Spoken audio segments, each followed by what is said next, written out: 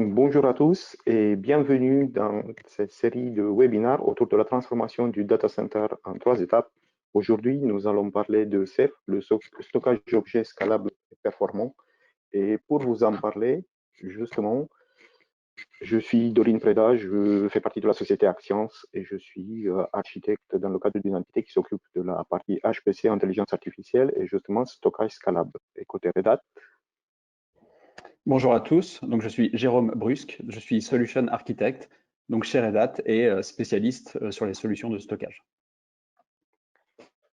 Le planning que nous vous proposons aujourd'hui, c'est en 4 étapes. On va commencer par présenter les deux sociétés, même si sans doute vous connaissez déjà Axians et Red Hat.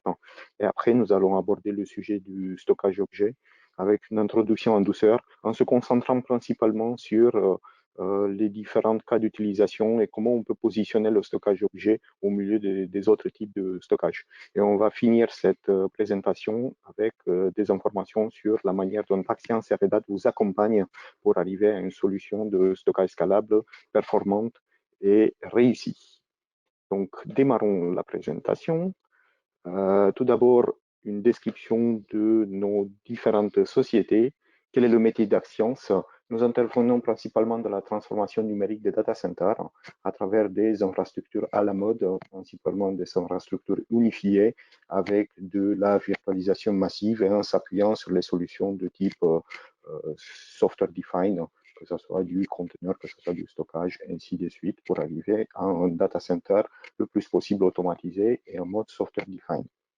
Nous pouvons donc assurer aussi la supervision de ces différentes infrastructures afin d'avoir une idée claire de qui consomme quel type de ressources et éventuellement réaliser la facturation, ainsi que nous pouvons créer au-dessus un catalogue de services. Ça fait partie de la transformation du data center en centre de services. Tout cela, bien sûr, en automatisant un maximum afin de simplifier les tâches d'administration. Et si nécessaire auprès de nos clients, nous pouvons intervenir dans la partie des opérations. Le but du jeu est donc d'arriver à une infrastructure programmable, facilement administrable, dans laquelle l'ensemble des ressources consommées sont connues et peuvent être facturées aux différents services.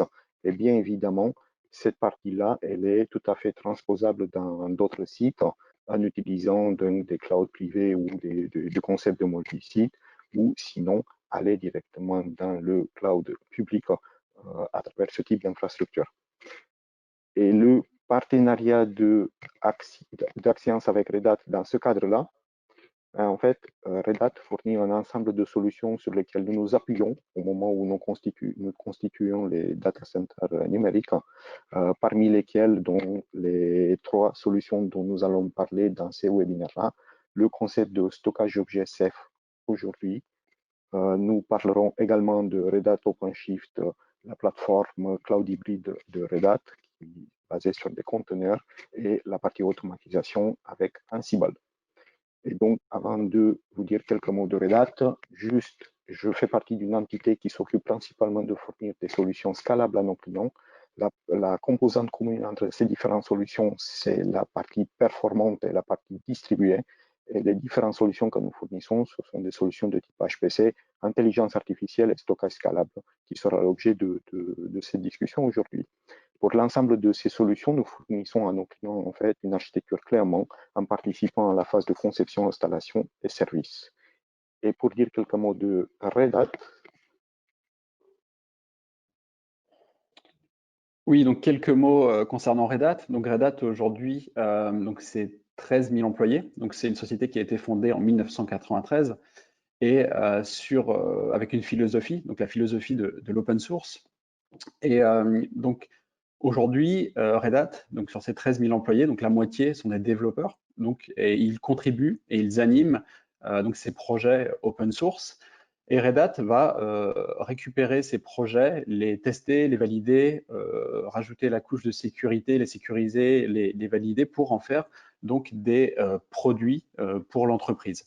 Donc ici, on retrouve sur ce slide donc le Red Hat Enterprise Linux, donc, qui était le produit historique de Red Hat, donc le système d'exploitation qui est basé sur le projet Fedora. Mais on retrouve ici le portfolio de Red Hat, et notamment Ceph et Gluster, donc 2 projets auxquels Red Hat contribue et qui forment la business unit Red Hat Storage. Et donc maintenant que vous nous connaissez mieux, on va s'attaquer à l'objet du jour, c'est-à-dire le stockage scalable et principalement le stockage objet. Et commençons par un peu d'histoire. Euh, on s'est rendu compte avec le besoin de stocker une quantité très importante de données que le paradigme qui consistait à utiliser des serveurs de fichiers n'était pas tout à fait très performant et que la norme POSIX était en quelque sorte un frein à justement la scalabilité d'un système de fichiers. Et on est allé jusqu'à mettre en cause en fait le fait de stocker des informations à l'intérieur du fichier. Une partie importante en fait qu'on reproche au fichier, c'est de devoir ouvrir le fichier afin de connaître les informations qui se trouvent à l'intérieur et ne pas avoir la possibilité de décrire en fait à l'intérieur d'un système de fichiers le contenu du fichier en question. C'est pour cette raison qu'on est parti sur un paradigme un peu différent qui est le stockage objet. Deux principaux objectifs, on va dire. Le premier, une scalabilité infinie, ne pas s'inquiéter de quelle manière on va améliorer l'architecture pour accueillir des nouvelles données. Et deuxièmement, en fait, la possibilité d'annoter en fait ces entités qu'on appelle des objets pour décrire leur contenu. Afin d'exemplifier facilement, pensons à YouTube, dans lequel c'est extrêmement facile de chercher parmi les vidéos et de connaître le contenu d'une vidéo avant de le visionner, avant de choisir celle que nous voulons visionner, donc avant d'accéder au contenu proprement dit de l'objet. Donc, quels sont les avantages? On va y revenir tout au long de ce webinaire. Une scalabilité infinie, comme je disais, la possibilité d'ajouter une description autour des objets, ce qu'on appelle les métadonnées, et puis tout un tas de techniques en fait, qui sont spécifiques au stockage de manière générale, la protection de la donnée, ainsi de suite. Ce sont des aspects sur lesquels on va revenir prochainement. Une deuxième tendance du marché qu'on a remarqué, c'est le Software Defined Storage. Donc, qu'est-ce que c'est le Software Defined? Ben, c'est tout simplement la séparation entre la partie matérielle et la partie logicielle. Là où auparavant, dans le stockage traditionnel, on faisait porter les différentes fonctionnalités au matériel, cette fois-ci, on les expose directement dans la couche logicielle. On a donc une séparation claire entre le matériel et le logiciel, ce qui permet en fait derrière de pouvoir les gérer de manière indépendante avec un certain nombre d'avantages. Quels sont justement ces avantages? Ben, la possibilité de démocratiser le matériel et donc de faire baisser son coût en utilisant ce qu'on appelle le matériel de commodité. La possibilité donc d'utiliser des logiciels des sources différentes en se basant le plus souvent sur des logiciels open source qui encore une fois permet donc de diminuer le coût. Et puis derrière, étant donné qu'on expose l'architecture à l'utilisateur final ou à l'administrateur de la solution, on a une flexibilité plus importante quand il s'agit de la faire évoluer, que ce soit en termes de performance ou de volumétrie. Si par exemple on a besoin d'ajouter de la volumétrie, on peut décider d'ajouter des disques à l'intérieur des serveurs d'IO, ou si jamais on a besoin d'ajouter de la performance, on peut décider d'ajouter des serveurs d'IO de manière indépendante. Bien évidemment, ce type d'architecture, en fait, amène une certaine complexité. Là où avant, vous avez des appliances et vous achetez du stockage traditionnel packagé, aujourd'hui, dans une infrastructure de type software defined, l'ensemble des composants sont exposés. Donc, vous avez une certaine complexité au niveau de la solution, que ce soit l'architecture, l'installation, l'administration et le support. Et bien, finalement, en fait, c'est là où Axians accompagne ses clients pour justement rendre cette tâche le plus possible clairement, rendre ce type de solution le plus possible clairement. Et donc, est-ce que le software defined est un effet de mode ou est-ce qu'il est amené à perdurer, Jérôme? Oui, donc pour compléter ce que disait Dorine, donc le SDS, donc c'est plus qu'une tendance.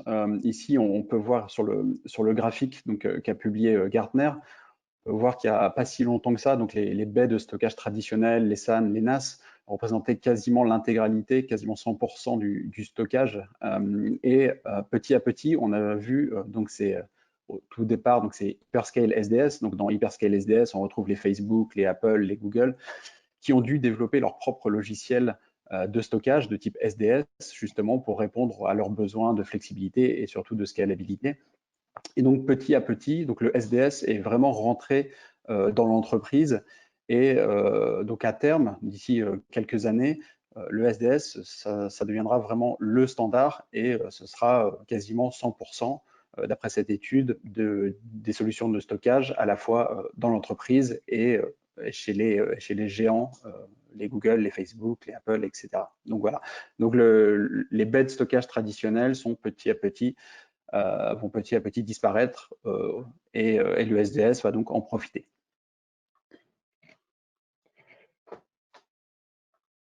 Et donc, on peut s'attaquer à décrire plus en détail ce que c'est une solution Ceph. Donc, effectivement, donc Ceph, c'est une solution SDS, donc Software Defined Storage, et donc qui, comme tout produit chez Red Hat, donc se base sur un projet open source, donc qui est le projet Ceph.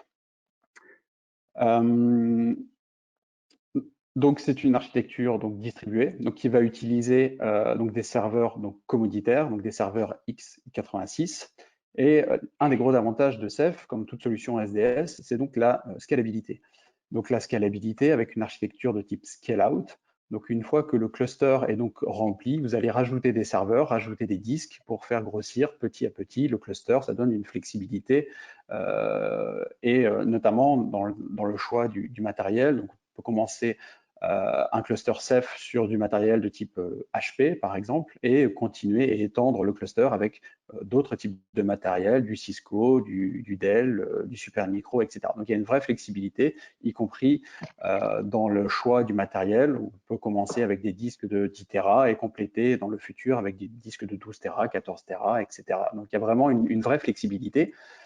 Et ce qu'apporte Ceph en plus, c'est que Ceph est capable de faire les trois types de protocoles, donc de l'objet, donc avec du S3 notamment, qui est devenu la référence en termes de protocole, du bloc et également du stockage en mode fichier. Donc les trois types de protocoles sont possibles.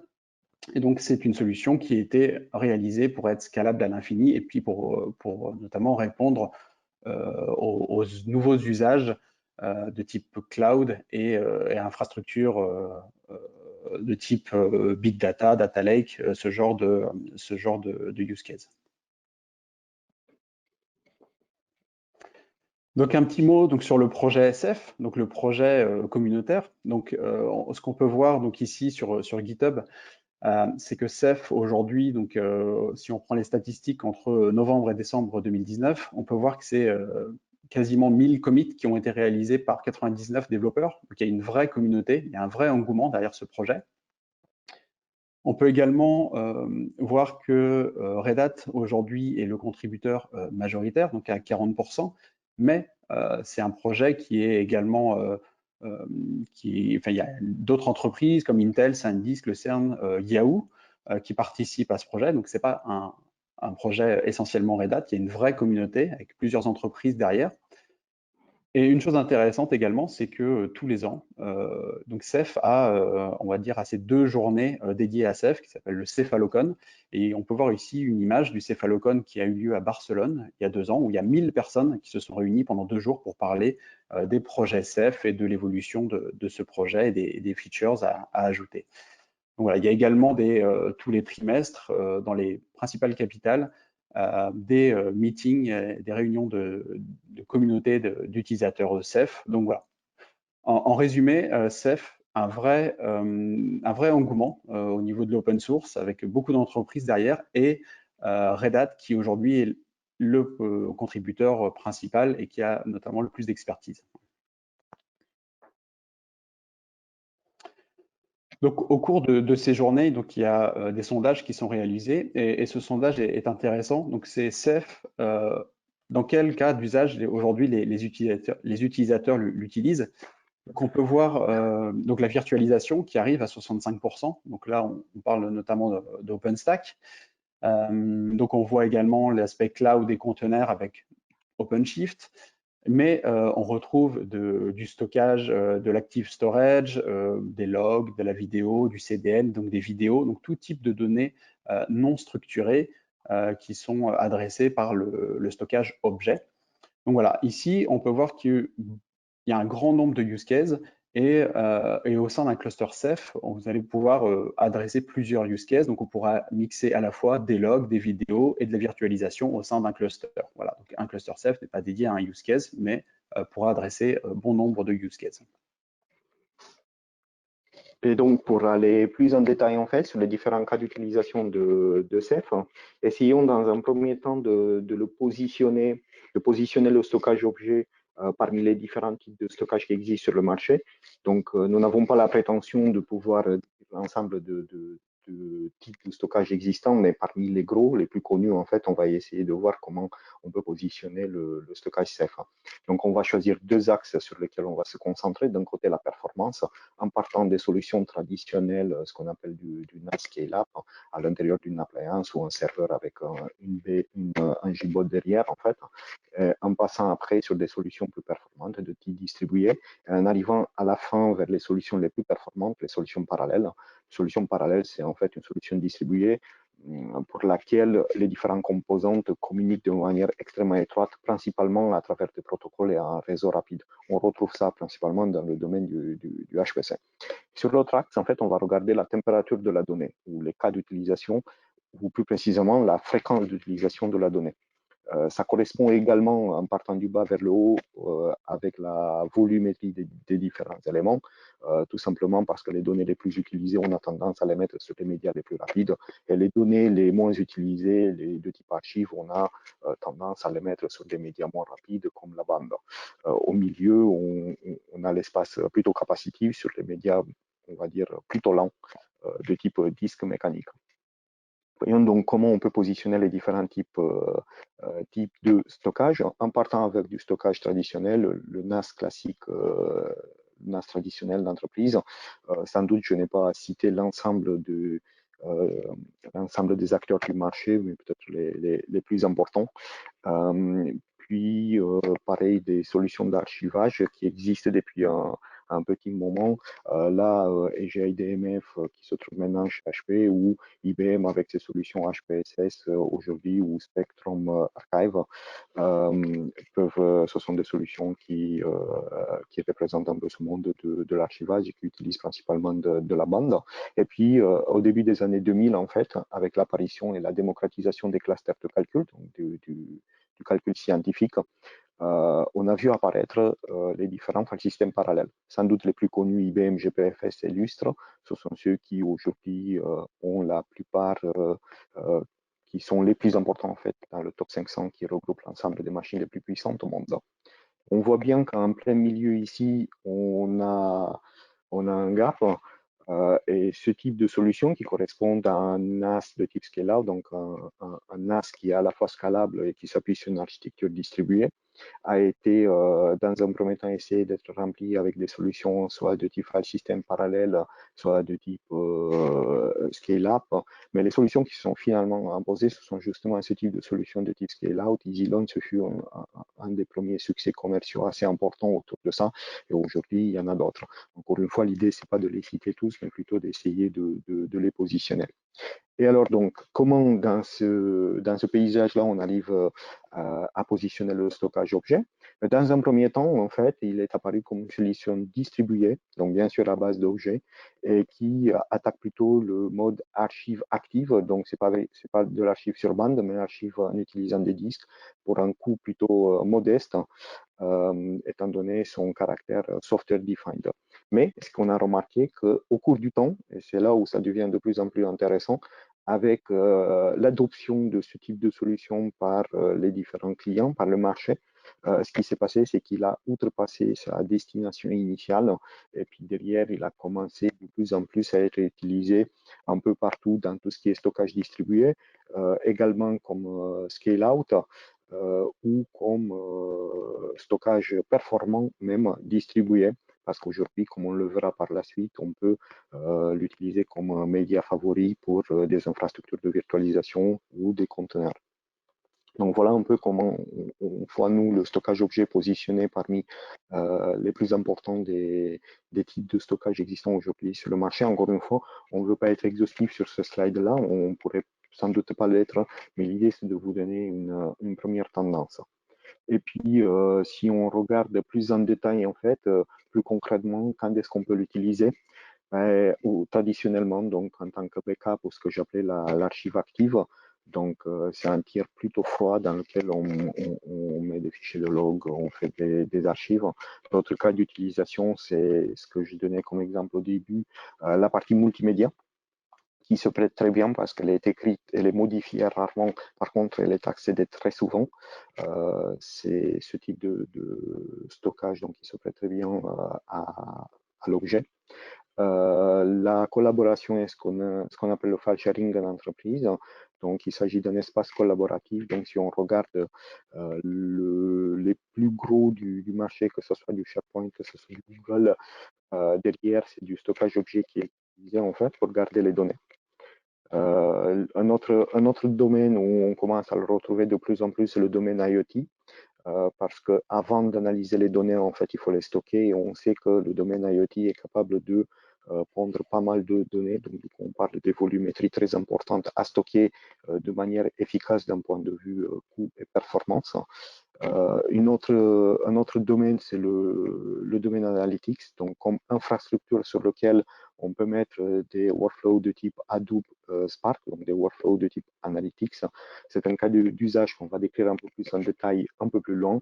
Et finalement, c'est bien connu en fait que les réseaux sociaux utilisent derrière du stockage de titres objets de par le fait qu'il a sa scalabilité infinie, ce qui permet d'absorber en fait les nouveaux utilisateurs ou les nouveaux fichiers de type texte ou multimédia qui apparaissent. Et à part ces cas de figure-là, il y a un autre cas de figure en fait qui est très important pour le stockage objet en tant qu'infrastructure cloud. Donc le stockage de type Ceph en fait, c'est le stockage privilégié pour des clouds de type OpenStack et OpenShift. Donc du coup, ça c'est aussi un cas d'utilisation qui est aujourd'hui très important. Nous avons également essayé en fait de grouper ça par verticaux, mais finalement on peut le retrouver un peu partout. J'ai cité ici en premier plan le domaine de la génomique en fait pour archiver des données médicales pendant une très longue durée, le domaine de la finance en fait dans le cadre des audits pour garder des traces, ou le domaine oil and gas, ainsi de suite. Donc encore une fois le slide n'est pas complet, mais par contre, ça vous donne quelques idées du fait que Ceph commence à être utilisé de plus en plus. Et si on va encore plus en détail, en fait, on se pose la question, dans quel cas tu figures, à partir de quel besoin client on utilise Ceph, Sharon? Oui, donc en fait, il y a trois grosses tendances donc pour effectuer un sizing d'un cluster Ceph. Donc la première tendance, donc c'est ce qu'on appelle Cost and Capacity Optimized Solution. Donc en fait, c'est ici, on va avoir un cluster Ceph pour des données, on va dire froides ou très froides, donc des données qui sont statiques. Et souvent, donc ces clusters sont assez volumineux, donc on est souvent au-delà du pétabyte, et donc on peut monter au 10 pétas, 20 pétas. Donc le but ici, donc ça va être d'avoir le coût au terabyte, on va dire le plus faible possible. Et donc là, on va utiliser en termes de hardware, de matériel, on va utiliser des disques, donc des disques rotationnels très capacitifs de 10-12 Tera par exemple. Et donc on va utiliser, Ceph va aller répliquer, va aller protéger la donnée, donc en utilisant de l'erasure coding qui va optimiser l'espace pris sur les disques et bien protéger la donnée pour qu'il n'y ait pas de single point of failure, donc qu'il n'y ait pas la perte d'un serveur ou d'un disque n'affecte pas l'accès à la donnée. Donc ces données sont accédées par S3, donc c'est des stockages objets, donc des données très statiques. Ici, la deuxième tendance, donc c'est le Throughput Optimized Solution. Donc on a des données qui sont, on va dire, moyennement chaudes. Donc on va voir des use cases donc de type objet, et également les données pourront être accédées par le mode fichier de Ceph. Et donc là, en termes de use case, on va retrouver la vidéo, les logs, les logiciels de sync and share, donc pour partager les documents, ou encore les logiciels de backup. Donc Ceph est certifié avec la plupart des solutions de backup, les principales du marché, donc les Veritas, les NetBackup, les Trilio, etc. Donc ici, en termes de hardware, on va avoir des disques capacitifs, et on va également avoir des disques rapides, donc de type SSD, NVMe, qui vont aller stocker les métadonnées de Ceph pour un accès plus rapide et donc pour optimiser, on va dire, les performances du cluster Ceph. Donc la troisième tendance, c'est qu'on va pouvoir construire un cluster Ceph qui est qu'on appelle IOPS optimized. Et dans ces cas-là, on va avoir des clusters Ceph qui sont, on va dire, plus petits. Donc souvent, c'est en dessous des 100 Tera ou 200 Tera maximum. Donc, mais ces clusters vont être utilisés avec des disques rapides, donc essentiellement des disques SSD, NVMe. Et sur ces clusters, donc on va faire tourner l'infrastructure cloud. Donc on retrouve OpenStack et OpenShift. Et donc on va sur OpenStack par exemple, donc le cluster Ceph va héberger des machines virtuelles d'OpenStack. Et on retrouve également des use cases de type base de données, donc qui sont aujourd'hui très utilisés, notamment pour OpenShift. Donc voilà, donc un besoin de stockage rapide et un besoin de beaucoup de IOPS. Donc on va avoir des disques très rapides. Donc ici, on va dire que tout est possible pour un cluster Ceph, donc avoir un coût minimum au Tera et avoir un cluster rapide. Donc tout dépend du matériel, donc tout dépend du sizing qui va être fait en amont. Mais les trois types de solutions sont possibles. Donc voilà, ça dépend vraiment du hardware et donc il y a un travail de sizing qui doit être fait en avance de phase, avant le déploiement d'un projet Ceph. Et donc, pour aller plus en détail en fait sur les différents cas d'utilisation, on va prendre deux exemples d'utilisation de Ceph. Dans un premier cas, donc Jérôme va nous parler de médias derrière l'infrastructure Data Analytics. Oui, donc ça c'est un cas qu'on retrouve de plus en plus chez Red Hat. Donc ici, sur les aspects Big Data, donc on peut le voir à gauche. Donc on va dire historiquement, les éditeurs de Big Data fournissaient à la fois des serveurs qui hébergeaient la partie compute, la partie calcul et la partie stockage, donc avec du HDFS. Et donc, ce qu'on remarque, c'est que quand une entreprise et un département a son projet et son infrastructure Big Data, quand un autre département veut utiliser une infrastructure Big Data, c'est souvent assez compliqué de partager les ressources, d'avoir un département qui empiète sur l'autre, et donc ça fait baisser les performances et il y a des problèmes de politique interne.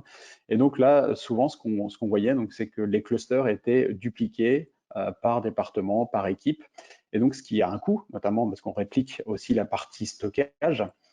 Et cette infrastructure avait aussi la problématique de la scalabilité. Donc, quand un département avait besoin de davantage de compute, l'éditeur de Big Data fournissait des serveurs qui avaient à la fois du compute et du stockage. Donc, il était très compliqué, voire impossible, de scaler le stockage du compute indépendamment. Donc ça, on va dire que c'était la génération 1 du Big Data. Et là, on est en train d'évoluer vers une génération 2, donc avec un data lake, qui est ici hébergé, qui apparaît en bas, avec du Red Hat Ceph Storage, qui est adressé en objet, via le connecteur S3A, qui est l'implémentation objet de HDFS. Et donc la partie compute est complètement isolée, et donc on peut avoir la partie compute sur du bare metal, sur de l'OpenStack ou aujourd'hui sur de l'OpenShift. Donc voilà, ça apporte davantage de flexibilité. On peut facilement créer des petits clusters de calcul et ça permet de réduire les coûts vu que le stockage est hébergé dans un gros data lake et non pas répliqué comme souvent, ce qui permet de baisser les coûts. Donc voilà une tendance aujourd'hui qu'on voit de plus en plus chez Red Hat. Et donc, moi, je vais vous parler d'un deuxième cas d'utilisation, en fait, plus en détail, sur un domaine que je connais très bien, qui est le domaine du calcul scientifique, le cluster de type HPC. Donc, tout commence bien sûr avec les utilisateurs qui travaillent sur leur workstation, sur un réseau d'entreprise et qui ont besoin de moyens de calcul afin de réaliser donc les différentes tâches de calcul scientifique. On a un cluster de calcul traditionnel, on va dire, avec un accès utilisateur à travers ce qu'on appelle une frontale, et puis des nœuds de calcul, des nœuds de visualisation, et surtout du stockage rapide, du stockage parallèle, généralement de type Lustre ou GPFS, ce qu'on appelle le stockage, souvent le stockage scratch, c'est-à-dire qu'il garde les données temporaires pendant la durée des jobs.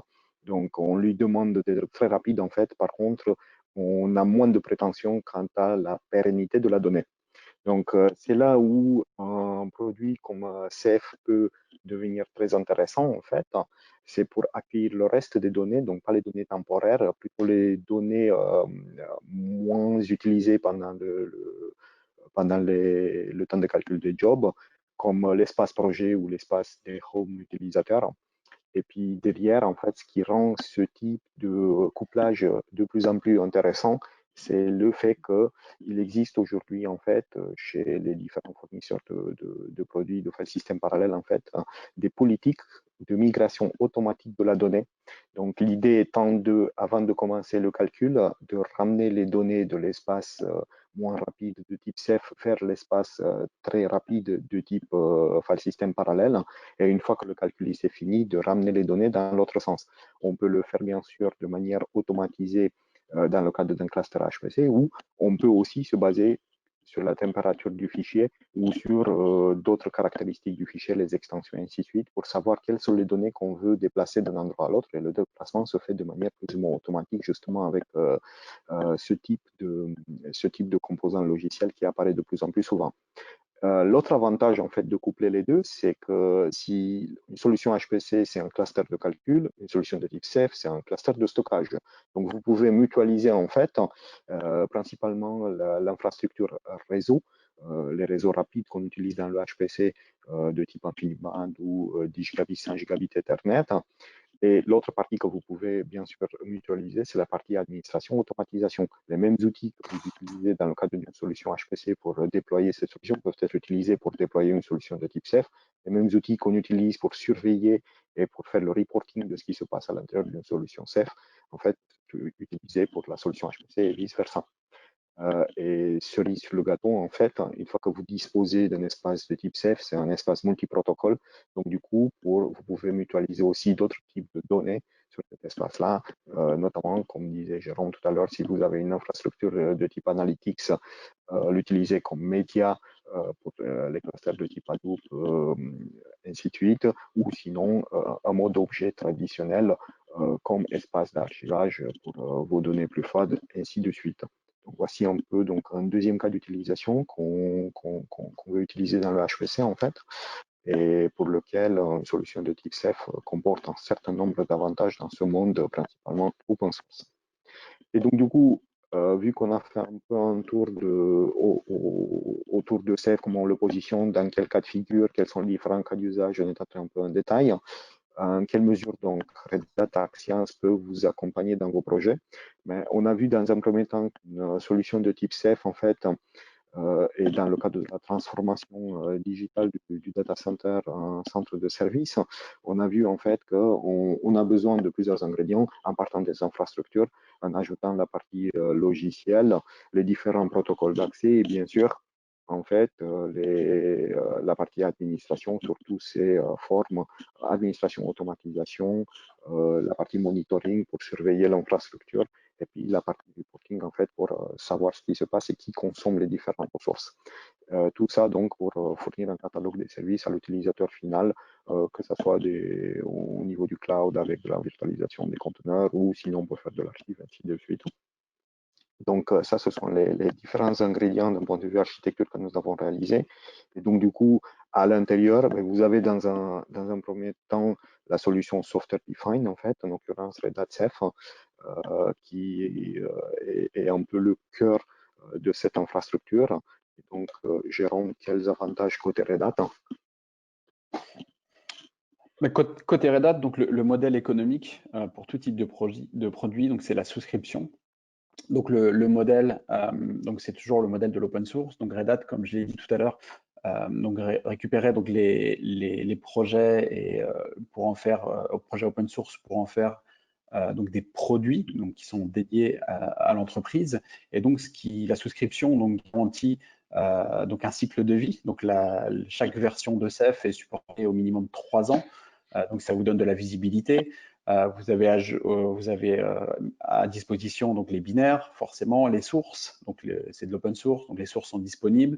Donc vous avez accès à la base de connaissances, aux certifications, donc notamment dans les logiciels de backup.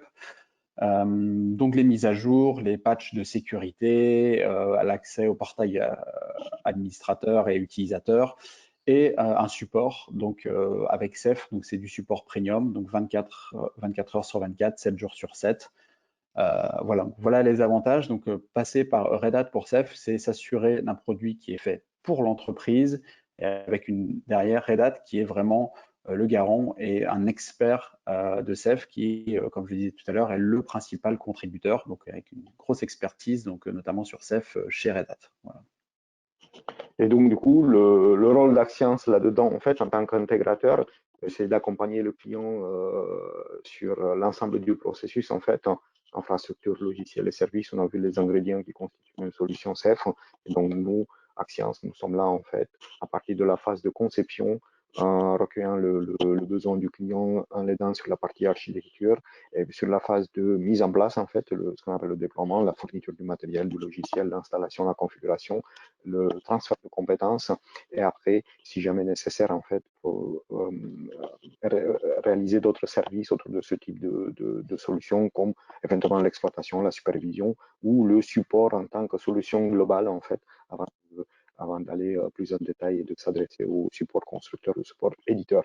Donc, le rôle d'Axians, finalement, c'est de faire la glue entre les différents composants afin de permettre aux clients d'avoir une solution clairement telle qu'ils la connaissaient traditionnellement avec le stockage traditionnel. Donc, voilà les différents aspects qu'on voulait aborder autour de ces open source dans le cadre de cet webinaire-là. N'oubliez pas que cet webinaire fait partie d'une série que nous faisons en partenariat avec Red Hat. Donc, les deux autres que vous pouvez consulter sont OpenShift, la plateforme de cloud hybride chez Red Hat, et Ansible, qui est l'outil aujourd'hui à la mode pour réaliser l'automatisation de l'IT.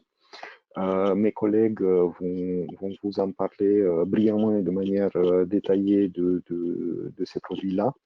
Et puis derrière, si vous souhaitez plus d'informations, moi et Jérôme, nous sommes à votre disposition. N'hésitez pas à nous contacter sur LinkedIn. Vous avez également les adresses mail si vous souhaitez des détails ou si vous avez des projets où vous avez besoin de vous faire accompagner. Merci beaucoup.